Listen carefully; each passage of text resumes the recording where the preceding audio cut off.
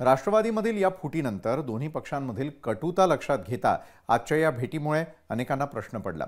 मात्र अजित पवार यांच्या राष्ट्रवादीचे नेते आणि राज्यसभेचे खासदार प्रफुल्ल पटेल यांनी 10 दिवसांआधीच शरद पवार यांची भेट घेत चर्चा केल्याची माहिती सूत्रांनी दिली।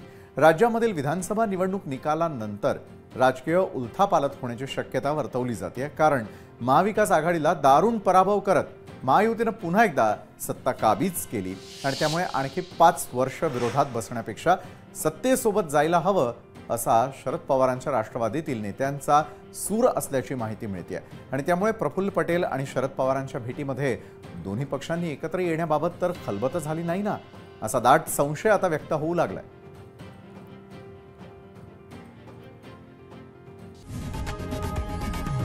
लोकशाही मराठी ऐका, पहा, जागरूक रहा।